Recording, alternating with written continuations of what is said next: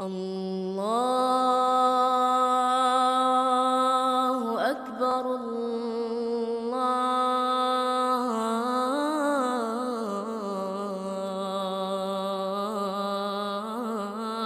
Akbar. Assalamualaikum warahmatullahi wabarakatuh. Waalaikumsalam warahmatullahi wabarakatuh. Alhamdulillahi wa kafa.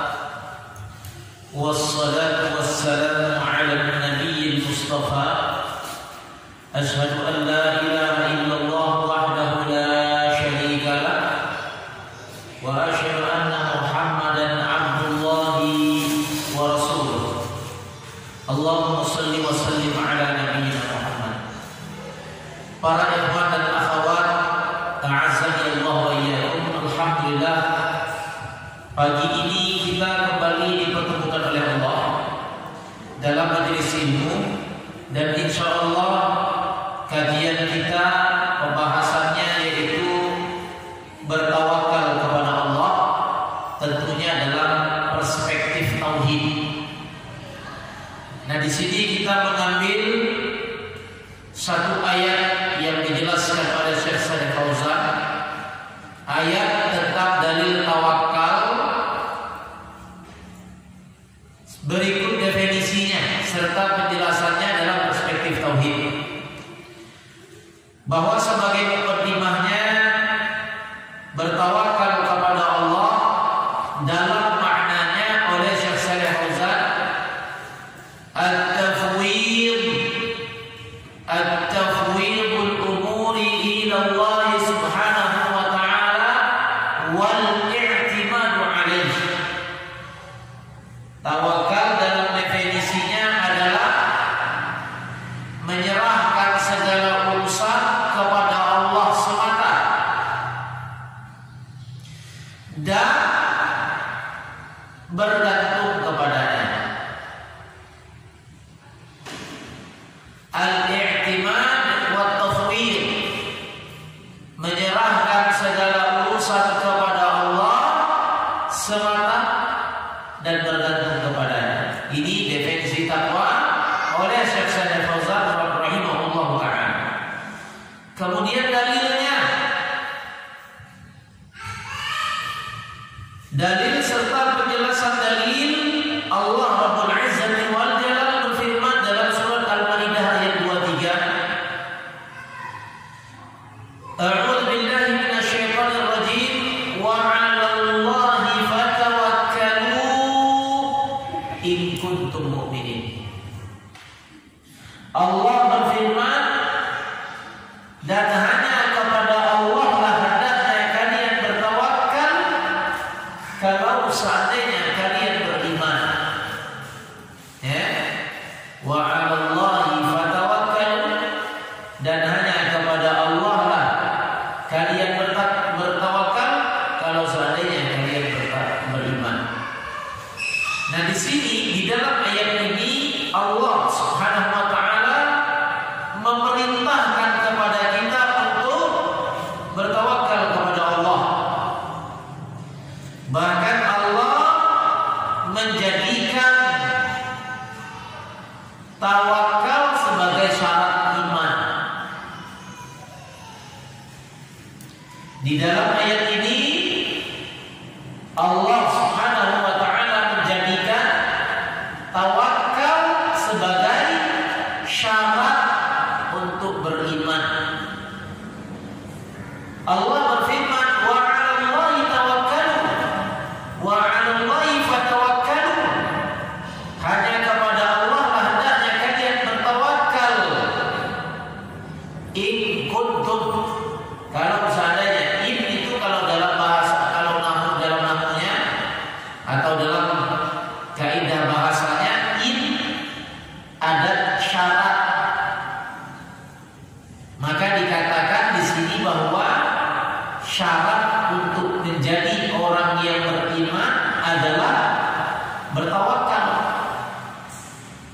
Wa 'alallahi fatawakkalu in kuntum mu'minin. Hendaklah kalian bertawakal kepada Allah kalau seandainya kalian beriman. Maka tawakal min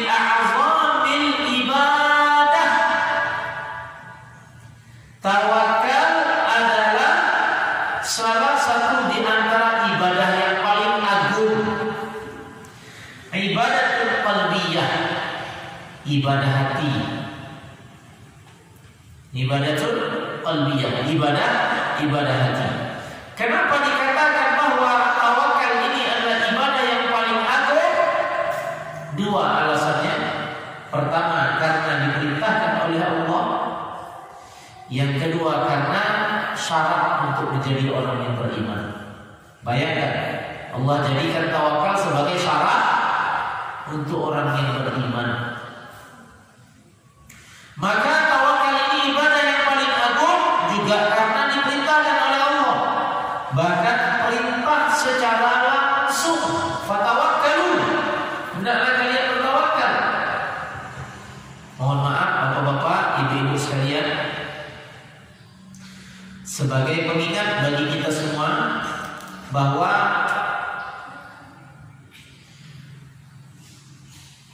ibadah yang paling agung adalah ibadah yang perintahnya datang langsung dari Allah. Kita lihat sholat, perintahnya langsung dari Allah. Waqimus sholat. Kita lihat pula berzakat, wa atuz zakat. Puasa, ya ayyuhalladzina amanu kutiba 'alaikumusiyam. Perintahnya langsung datang dari Allah. Dan memang para ulama meletakkan kaidah berdasarkan dalil bahwa yang namanya ibadah ma'amara bihi syar'an min ghairi ittiradin aqli wala urfi. Bahwa para ulama menjelaskan berdasarkan dalil yang namanya ibadah setiap segala sesuatu yang diperintahkan oleh Allah atau diperintahkan oleh Rasulullah sallallahu alaihi wasallam, itu yang namanya ibadah. Min ghairi ittiradin aqli wala urfi. Yang namanya ibadah itu tidak boleh dicampur dengan logika dan kebiasaan. Itu ibadah. Maka dikatakan tawakal adalah ibadah kepada Allah karena tawakal itu perintahnya langsung dari Allah. Surat Al-Maidah ayat 23. Fatawakkalu, bertawakallah kalian. Masya Allah ya. Ibadah yang diperintahkan langsung oleh Allah. Kadang-kala kita tertipu. Kadang-kala kita tertipu oleh amalan. Kita kerjakan amalan yang tidak diperintahkan oleh Allah. Banyak ya orang-orang mengerjakan amalan yang tidak diperintahkan oleh Allah. Mohon maaf, misalkan ketika kita baru dikasih oleh Allah rezeki berupa anak, misalkan banyak anak bayi yang disyariatkan oleh kebiasaan menyalahi aturan-aturan agama. Misalkan perlindungan terhadap bayi dengan bangli, perlindungan terhadap bayi dengan sapu, bawang putih, bawang merah, cabai, langsung jadi sambal ya. Ada kan? Bawang merah, bawang putih, cabai, jeruk sayur jadilah itu. Nah ini menyalahi. Kenapa? Karena amalannya tidak berdasarkan perintah Allah dan Rasulullah SAW. Betapa banyak orang-orang tersalah dalam amalan karena bukan karena perintah dari Allah dan Rasul. Banyak tuh, terutama di Indonesia. Orang banyak puasa putih, puasa tapi putih. Puasanya disyariatkan, putihnya yang tidak disyariatkan. Kutiba 'alaikumusiyam, diwajibkan kalian berpuasa. Puasa yang disyariatkan, puasa Ramadan, Senin Kamis, Ayyamul Baid, puasa di bulan Zulhijjah. Ini akan tetapi muncul syariatnya para pendekar, syariatnya para pendekar kanuragan, puasa putih. Ini akibat melakukan amalan yang tidak disandarkan kepada perintah Allah dan melakukan amalan yang tidak disandarkan kepada perintah Rasulullah. Nah, adapun tawakal adalah ibadah yang agung. Kenapa? Perintahnya langsung dari Allah. Perintahnya langsung dari atasan ini. Atasannya para atasan, yaitu Zat yang Maha di atas. Ar-Rahmanu 'alal 'arsy istawa. Allah Subhanahu wa taala. Kemudian kita lanjut. Maka di dalam dalil ini Al-Maidah ayat 23, Allah menjadikan syarat beriman itu bertawakal. Maka oleh karena syarat beriman itu adalah bertawakal, wadalla, kata Syekh Shalih Fauzan, wadalla ala anna man lam yatawakkal 'ala Allah falaysa bimu'min. Dan ayat ini surah Al-Maidah ayat 23 menunjukkan barang siapa yang tidak bertawakal kepada Allah, berarti dia bukanlah orang yang beriman. Atau kita katakan dalam bahasa yang lain, tidak sempurna imannya. Tidak sempurna iman. Karena di sini amalan orang yang beriman adalah bertawakal kepada Allah. Fal mu'min yatawakkalu 'ala Allah. Maka orang yang beriman wajib bertawakal kepada Allah. Wa ya'tamidu 'ala Allah 'azza wa jalla. Dan bergantung kepada Allah Subhanahu wa taala. Allahus Samad.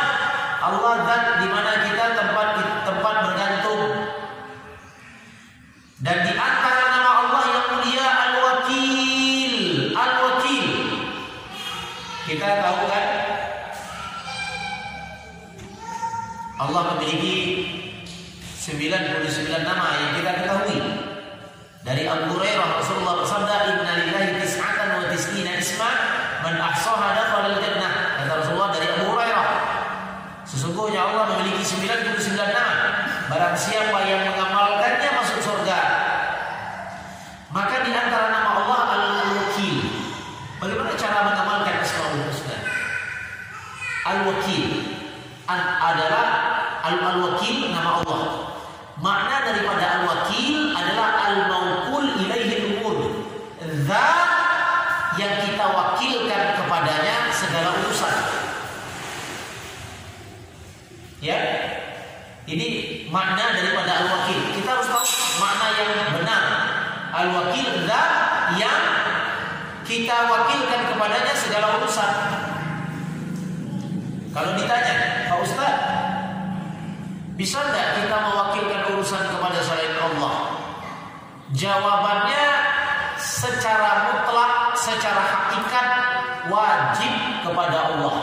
Akan tetapi dalam masalah perwakilan ini ada perkara-perkara yang memang perantaranya adalah makhluk. Perantaranya adalah makhluk.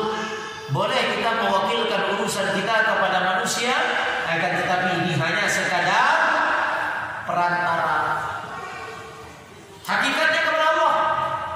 Contoh misalnya, ada di antara kita, waliyadzubillah, misalkan ada seorang hamba sakit. Ada seorang hamba sakit. Boleh tak berobat ke dokter? Ini tauhid ini ya. Boleh tak kita berobat ke dokter?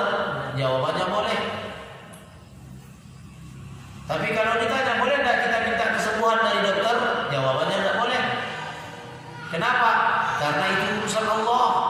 Wajib kita bertawakal kepada Allah. Wajib kita bergantung kepada Allah. Jadi ini tauhid. Harus kita ketahui. Boleh berobat ke dokter, tapi tidak boleh meminta kesembuhan dari dokter. Asy-Syafi wallah, dan yang memberikan kesembuhan adalah Allah Subhanahu wa taala. Jadi, boleh tak Pak Ustaz kita wakilkan urusan kita kepada dokter? Kalau urusan yang memang diperkenankan untuk diperantarai seperti berobat, boleh. Tapi boleh tidak kita bertawakal kepada dokter dalam masalah kesembuhan? Maka ini tidak boleh. Tidak boleh. Wajib bertawakalnya kepada Allah Subhanahu wa taala. Ya. Kemudian fatawakkal la yakunu illa 'ala Allah. Nah, di sini letak korelasi kajian tauhid kita dengan tema. Perhatikan. Ingat ya, ketika kita mendengar kalimat tauhid, ini maknanya beribadah kepada Allah, meninggalkan syirik. Artinya beribadah kepada Allah itu semata dan tidak beribadah kepada selain Allah. Ibadah adalah hak Allah dan tidak boleh diserahkan kepada yang lain. Maka korelasi kajian kita pagi ini dengan tematik tauhid, adalah tawakal adalah di antara bentuk ibadah. Tawakal adalah di antara bentuk ibadah, dan ibadah adalah hak mutlaknya Allah. Maka kita katakan tidak boleh kita bertawakal kecuali hanya kepada Allah. Maka tatkala antum bertawakal hanya kepada Allah dan tidak kepada yang lain, inilah hakikat daripada tauhid. Karena tawakal bagian dari ibadah. Ibadah haknya Allah dan tidak boleh diserahkan kepada yang lain. Ini hakikat daripada tauhid. Maka tawakal adalah bagian daripada ibadah.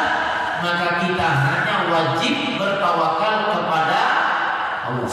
Makanya dalam susunan ayat di sini, kalau diperhatikan surat Al-Maidah ayat 23 ini, di sini ada susunan bahasa sastra, bahasa Arabnya atau balaghiyah, bahasa Arabnya. Di sini ada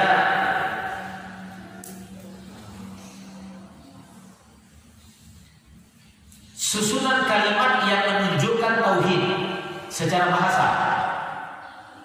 Allah katakan wa 'alallah fatawakkalu, dan kepada Allah kalian bertawakal. Susunan kalimatnya berbeda dari yang biasa. Kalau yang biasanya subjek, predikat, objek, itu susunan biasa. Subjek, predikat, objek, fa'il, fi'il, maf'ul. Kalau surat Al-Maidah di sini susunnya terbalik.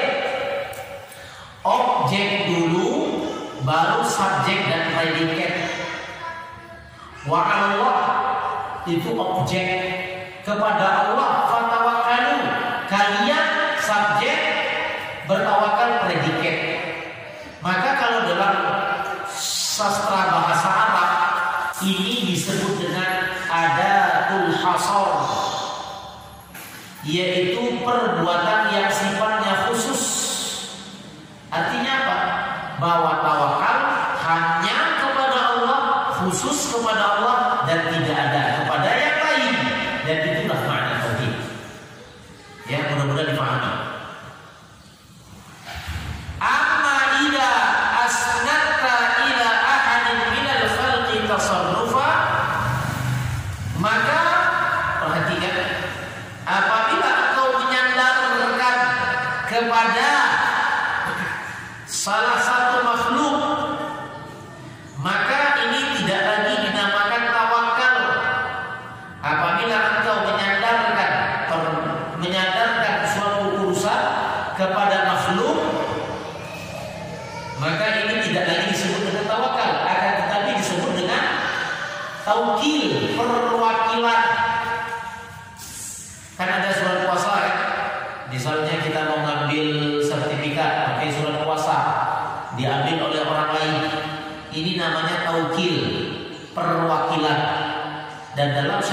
boleh. Bahkan dalam akad nikah pun boleh diwakilkan. Misalkan yang mempelai calon suami dia beruzur berada di luar negeri, misalkan diwakilkannya kepada adik kandung, dan adik kandung saya sebagai wakil dari fulan bin fulan menerima akad nikah, menerima nikahnya dengan mahar yang tersebut. Yang mengucapkannya itu yang mewakili, boleh. Tapi ini bukan tawakal, melainkan tawkil. Karena tawakal adalah ibadah dan hak mutlak serta hak tunggal dari Allah SWT. Mudah-mudahan dipahami ya. Nah, kemudian kita lanjutkan.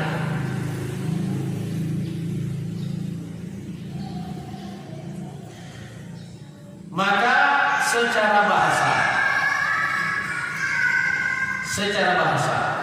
dalam bahasa Arab, apabila engkau mengatakan wakaltu fulanan fayajuz, apabila engkau berkata saya wakilkan urusan saya kepada fulan bin fulan, maka ini boleh.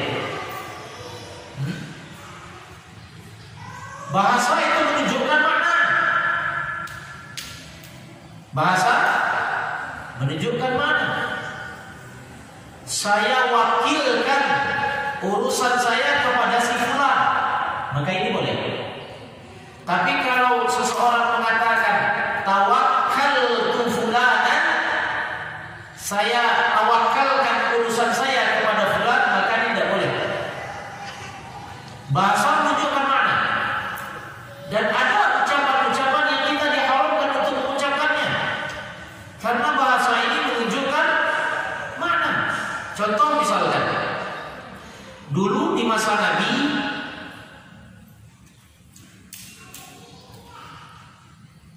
ada para sahabat mengadu kepada Rasulullah. Apa kata sahabat itu? Ya Rasulullah, orang-orang Yahudi mengatakan Uzair ibnullah, Uzair itu anaknya Allah, dan Isa adalah anaknya Allah. Banyak anak berarti Allah. Berarti Tuhannya Nasrani dengan Tuhannya Yahudi satu nasab dia, satu bin, ibnullah. Berarti dulu kan tuh gitu, Uzair dan Maryam, Uzair dan Isa ya. Dalam perspektif Nasrani dan Yahudi, dalam perspektif agama Nasrani dan Yahudi, Uzair anaknya Allah, Isa anaknya Allah. Banyak ilmunya dulu. Nah, kemudian orang-orang Yahudi mengatakan tidak salah bagi kami mengatakan Uzair ibnullah. Kenapa? Karena kalian orang-orang Islam mengatakan Masya Allah bukan Masya Allah wa Masya Muhammad. Kalian mengatakan Allah berkehendak, Muhammad berkehendak. Kalian mengatakan Allah Muhammad itu adalah mitranya Allah. Kalian mengatakan Muhammad adalah mitranya Allah. Kenapa? Kehendak Allah dan kehendak Muhammad setara. Kalian setarakan kehendak Allah dan kehendak Muhammad. Allah berkehendak, Muhammad berkehendak. Ini bahasa kan? Maka apa kata Rasulullah SAW? Haram bagi kalian mengucapkan Masya Allah wa Masya Muhammad. Allah berkehendak dan Muhammad berkehendak. Haram bagi kalian. Tapi ucapkan oleh kalian Masya Allah thumma sya'a Muhammad. Allah berkehendak kemudian Muhammad berkehendak. Karena dalam bahasa Arab dan itu maknanya menyetarai lafaz yang pertama dan lafaz yang kedua. Sedangkan thumma untuk tertib, tidak setara lafaz yang pertama dan lafaz yang kedua. Tertib dia. Maka ini kita katakan secara bahasa, kalau kita mengatakan saya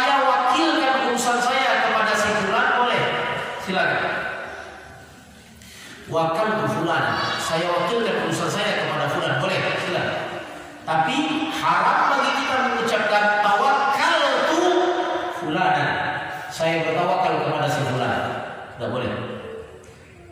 Walaupun secara prakteknya, secara teknis kita nyerahin berkas kepada kawan kita punya pajak mobil, STNK, perpanjangan pajak, bayar pajak. Karena kita malas, kita kasih ke kawan kita nih, uang ongkos jalan 100.000, panjangkan ini.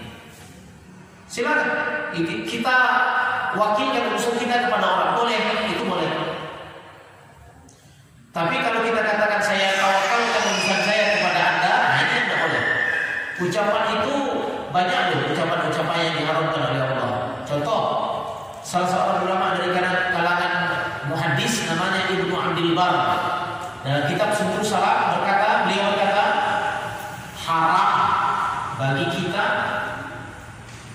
mengucapkan assalamualaikum warahmatullahi wabarakatuh kepada orang kafir. Haram. Kenapa? Karena itu hak sesama muslim.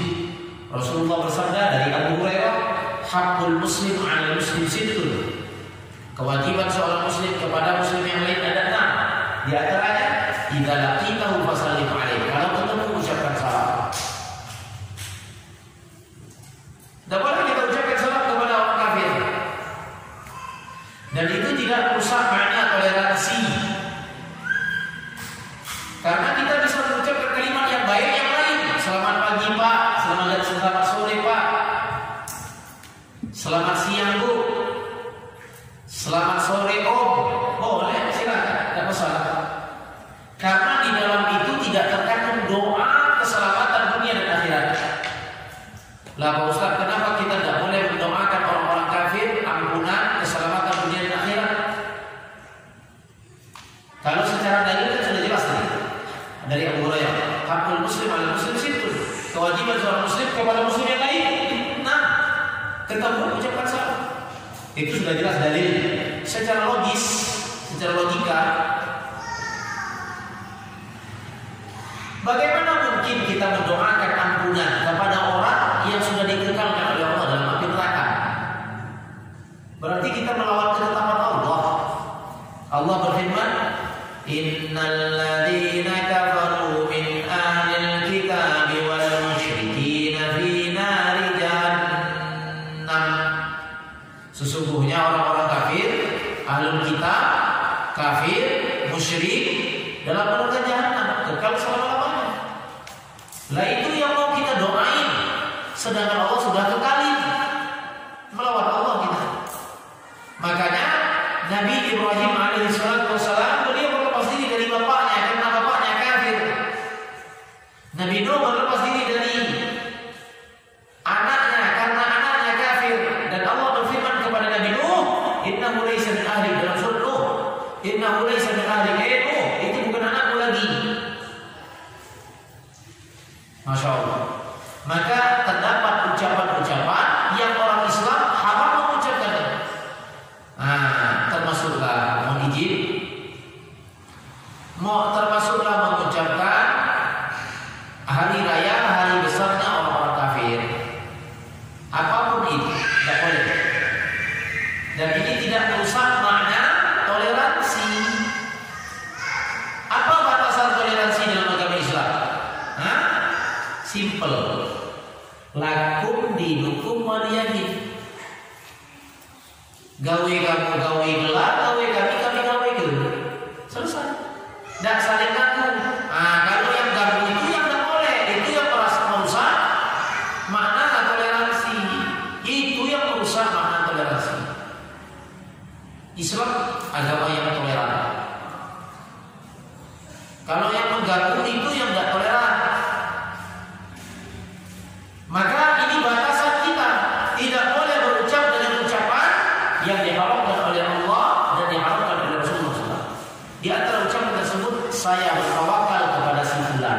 Tidak boleh. Atau misalkan kita mengucapkan selamat hari Natal, juga tidak boleh.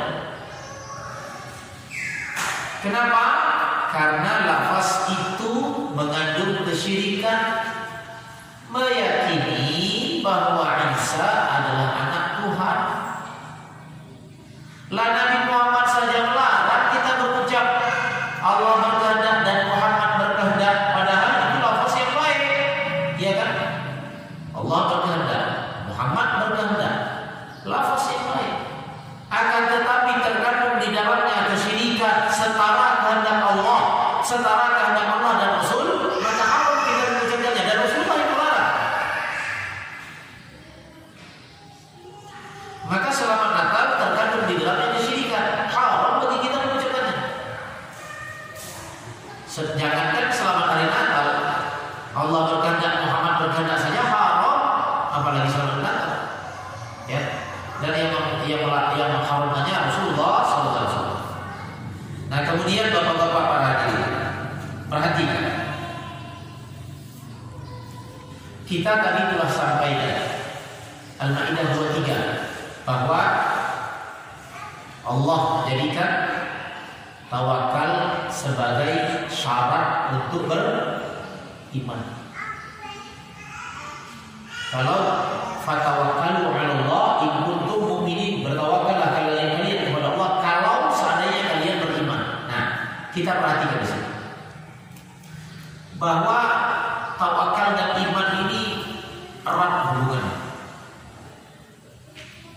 Ada salah seorang ulama pernah ke Palembang, orang Saudi Arabia, namanya Syekh Muhammad Shalih Al-Ulya, murid daripada Syekh bin Baz. Kata beliau, puncak keimanan seseorang adalah ketika dia bertawakal kepada Allah. Keimanan kita kan ada tingkatan tempo 1 tahun. Ya namanya itu sudah hutang Allah kan? Kecil lah bagi Allah menghutang bayar masjid ini. Kalau dipikir-pikir, bangun masjid ini kan mungkin sampai 1 M ini 4,8. Kemana kita mencari 4,8 ya? Tapi masjid ini kan rumah Allah. Allah yang biayai. Kalau nak pikir-pikir 4,8 itu kemana pengurus masjid nyarinya? 4,8. Tapi ini rumah Allah, Allah yang bangun. Maka ketika kita bertawakal kepada Allah, urusan kita menjadi urusan Allah. Coba antum bayangkan kalau seandainya kita punya urusan, tetapi diurusin oleh Allah. Ustaz, ini contoh kecil aja sebagai analogi, bahan analogi deh. Dulu Ustaz ketika lahir anak kedua di Bayangkara tidak pakai BPJS. Dokter SPUG-nya, Dokter Adrianto katanya, Ustaz pakailah BPJS karena ini nanti besar biaya. Tidak dok, nanti insya Allah kita berusaha aja dok, insya Allah. Nah sudah operasi dan kemudian setelah itu dengan izin Allah, nah tidak tahu ya, dana yang mesti dikeluarkan itu sekitar 20 juta. Alhamdulillah dokternya, Dokter Adrianto, dia bebaskan dana operasinya. Kemudian kelas 2-nya dinaikkan ke kelas 1 di Melati, kamar Melati. Kemudian cuma dikenai biaya nginap saja. Itu sekitar 6 juta rupiah dari 20 juta, dan itu di luar persangkaan. Nah itu kita berurusan dengan manusia dan urusan kita itu diwakilkan kepada manusia. Qadarullah, kita kenal dokternya, kenal baik. Cuma karena perantaranya itu saja. Yang urusan kita siapa? Dokter. Kalau secara perantaranya, yang ngurusin kita itu dokter. Pakai tanda tangan dia aja, suruhnya perawat ini, perawat itu, selesai semuanya. Bayangkan kalau seandainya seluruh kehidupan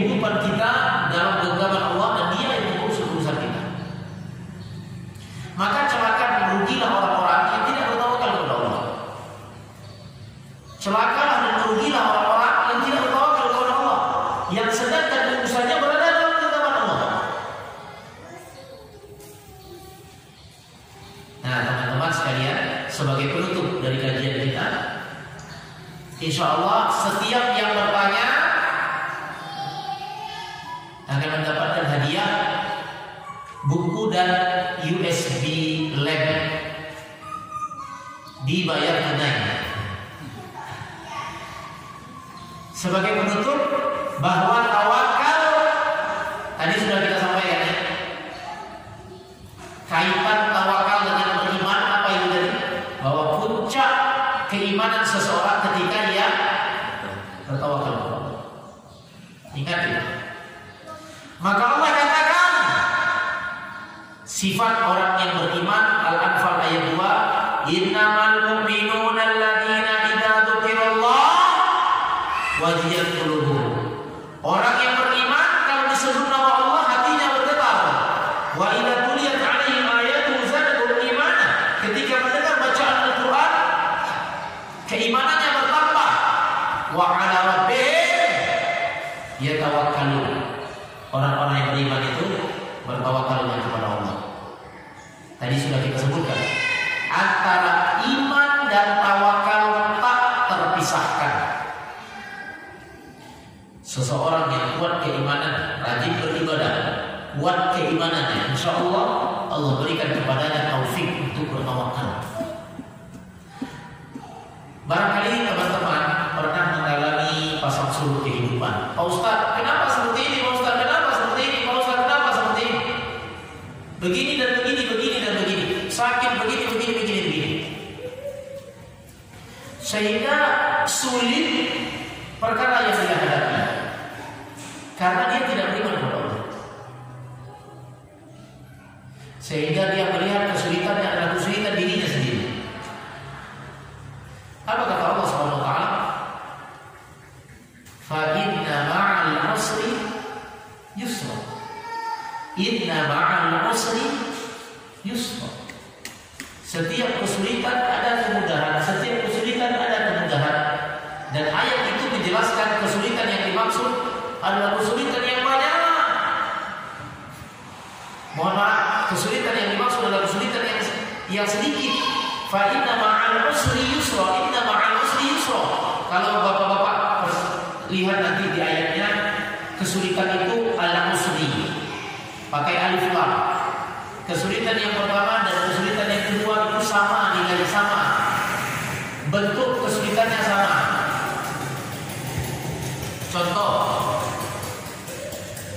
Contoh ya, namanya alif lam ahdi zikri.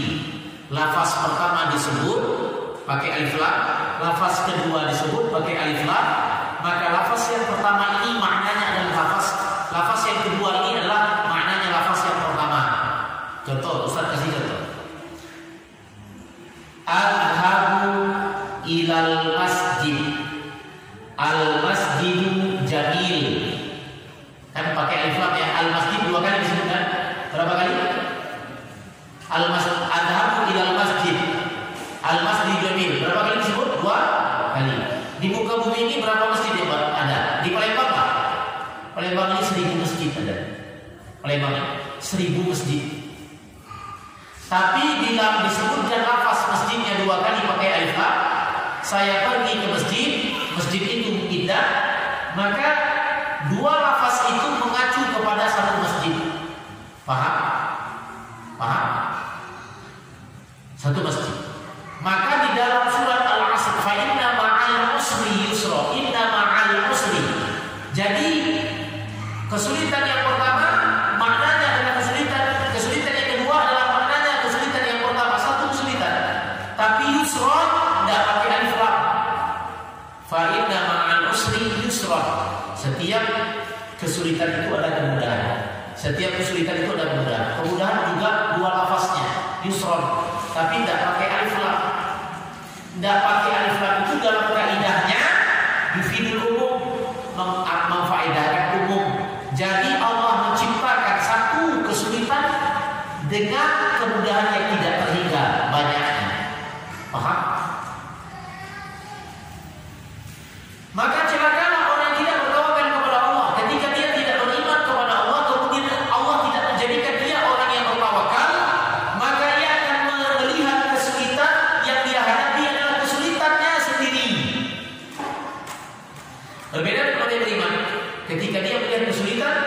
maka sesungguhnya Allah telah menciptakan kemudahan yang banyak dan itu tabungannya bagi Allah. Barangkali seperti itu. Kalau ada pertanyaan kita persilahkan. Langsung penanya pertama, penanya kedua, penanya ketiga, penanya keempat dapat buku dan USB drive. Kita persilahkan. Ibu-ibu boleh pakai lempar kertas. Di Al-Quran banyak menyebutkan sembahlah Allah. Itu makna sembah itu apa? Ya, di dalam Al-Quran banyak kita sembah Allah. Makna sembah itu apa? Silakan. Mau bukunya silakan pilih. Ini satu.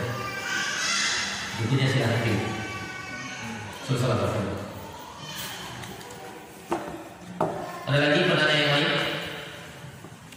Kita kumpul dulu pertanyaan. Silakan. USB lab sama buku nih, bagus bukunya. Belum ada? Silakan.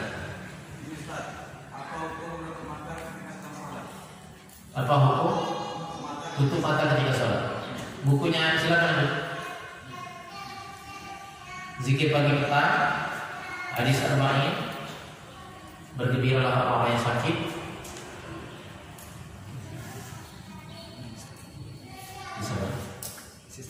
Satu lagi, ada yang bertanya silakan.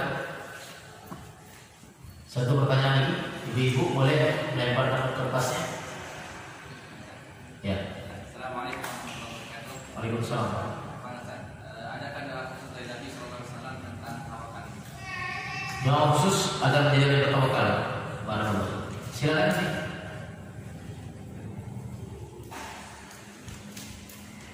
Bukunya yang mana? Ya, jadi 3 pertanyaan. Pertanyaan pertama, apa makna sembah dalam Al-Quran? Allah berfirman dalam surat Al-Nisa ayat 36, wa'budullah, sembahlah Allah. Atau misalkan dalam surat Al-Dhariyat ayat 56, illa liya'budun, kecuali agar mereka itu menyembah kepada-Ku. Atau surat Al-Baqarah ayat 2122, ya ayyuhan nasu u'budu rabbakum, wahai manusia sembahlah Tuhan kalian. Apa makna sembah dalam Al-Quran? Makna sembah adalah beribadah kepada Allah. Maksud daripada ibadah tersebut adalah melaksanakan perintah Allah dan meninggalkan larangan Allah. Jadi jangan antum sangka ibadah itu cuma sholat saja ya. Tapi yang namanya ibadah itu setiap perintah Allah kita kerjakan itu ibadah. Contoh tawakal. Allah perintahkan kita bertawakal. Maka tawakal adalah ibadah. Meninggalkan judi. Meninggalkan judi itu ibadah loh. Cuma jenis ibadahnya meninggalkan larangan. Menahan diri untuk tidak meminum khamar juga ibadah. Ya. Karena yang namanya ibadah itu segala sesuatu yang diperintahkan oleh Allah untuk kita kerjakan atau untuk kita tinggalkan. Jadi apa itu sembah? Segala bentuk ibadah. Sholat, puasa, haji, zakat, zikir, doa, baca Quran itu masuk kategori makna sembah. Bedanya sembah makna umum, sholat, puasa, zakat maknanya khusus. Itu ya. Kemudian boleh nggak kita sholat menutup mata? Hukumnya makruh. Tidak membatalkan sholat, akan tetapi juga tidak dianjurkan. Syekh Al-Bani ketika ditanya apa hukumnya menutup sholat mata ketika sholat, hukumnya makruh. Menjadi boleh apabila dibutuhkan. Misal kita ada apa namanya? Sajadah, banyak corak. Corak sajadah itu ada yang kayak gini, ada macam-macam. Ada batik, ada masjid, ada titiknya warna hitam, ada titiknya warna putih. Kita lagi baca Al-Fatihah, kita lihat corak-corak itu. Nah ini macam baju aku yang dipakai di rumah ini. Coraknya batik. Nah ini nggak Itu baca Al-Fatihah. Boleh ketika itu menutup mata. Boleh. Tapi ada uzur. Pertanyaan terakhir. Apa tadi? Doa khusus. Doa khusus agar menjadi bertawakal kepada Allah itu ada dalam zikir begini tentang Ya Hayyu Ya Qayyum. Dan di sini ada Ya Hayyu Ya Qayyum bi rahmatika astaghith aslih li sya'ni kullahu wa la takilni ila nafsi tarfata 'ain abada. Wahai Zat yang Maha Hidup, wahai Zat ya ada Ya Hayyu Ya Qayyum bi rahmatika astaghith aslih li sya'ni kullahu wa la takilni ila nafsi tarfata 'ain abada. Itulah doanya.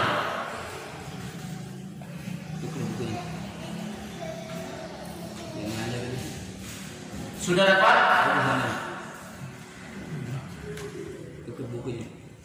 Hafal. Apa? Alhamdulillah. Coba dibaca Ustaz Syarif. Ya Hayyu Ya Qayyum bi rahmatika astaghith aslih li sya'ni kullahu wa la takilni ila nafsi tarfata 'ain abada. Barakallahu fiik 100. Itu hadis yang diriwayatkan oleh Imam Al-Hakim dan hadis ini disebutkan oleh Imam Al-Zahabi sebagai hadis yang sahih. Ini dia. Ya Hayyu Ya Qayyum bi rahmatika astaghith aslih li sya'ni kullahu wa la takilni ila nafsi tarfata 'ain abada. Ada yang belum punya buku ini? Yang belum punya tunjuk tangan. Masih lagi.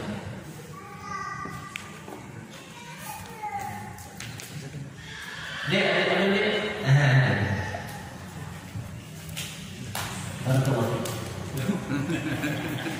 Barangkali kita cukupkan dulu. Ya, jazakumullah khairan. Insyaallah pada pertemuan berikutnya akan kita sambung. Kita himbau kepada bapak-bapak sekalian. Barangkali hari Ahad ini banyak yang punya kegiatan, mungkin walimah segala macam, nikah segala macam.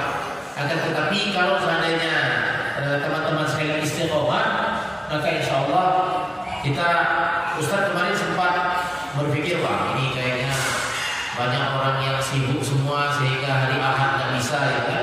Tapi insyaallah kalau teman-teman sudah istiqomah semua, akan kita mantapkan 9.30 itu setiap Ahad terus. Ya, kita mohon maaf atas segala kekurangannya. Terima kasih atas segala perhatiannya. Subhanallah wa bihamdika asyhadu an la ilaha illa anta astaghfiruka wa atubu ilaik. Assalamualaikum warahmatullahi wabarakatuh. Waalaikumsalam.